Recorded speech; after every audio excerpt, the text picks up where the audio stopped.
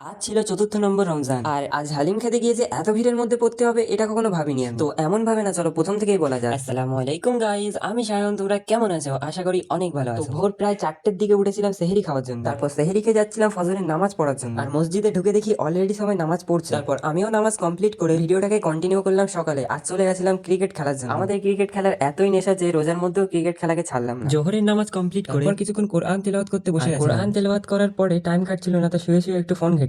তারপর আসরের নামাজ পড়ার জন্য বেরিয়ে পড়েছিলাম। তারপর আসরের নামাজ কমপ্লিট করে কিছুক্ষণ বাড়ি টাইম কাটিয়ে একটা পানির বোতল নিয়ে চলে যাচ্ছিলাম ইফতার করার জন্য মসজিদে। আর মসজিদে গিয়ে একসঙ্গে সবাই দোয়া করার করে নিলাম একসঙ্গে ইফতার। তারপর মাগরিবের নামাজ কমপ্লিট করে তারপর রাতে 8টা 15 দিকে চলে গেছিলাম হালিম খেতে। আর হালিম খেতে গিয়ে আমাদের এত ভিড়ের মধ্যে পড়তে হবে এটা কখনো ভাবিনি আমি। এটা ঘাটের নাম করা হালিম। হালিম খাওয়ার জন্য আমরা প্রথমে নিয়ে নিলাম একটা করে কুপন, যেটা তোমরা দেখতেই পাচ্ছি স্ক্রিনে। আর অনেক ঠেলাঠেলির পর ফাইনালি আমরা পেয়ে গেছিলাম হালিম। ভিডিওটি হয়তো একটু হলেও তোমাদের ভালো লেগেছে। ভালো লেগে থাকলে একটা ফলো, আর ইউটিউব থেকে দেখলে সাবস্ক্রাইব করে দিও। দেখা হবে নতুন মিনি ব্লগের সঙ্গে। এখনকার জন্য টাটা।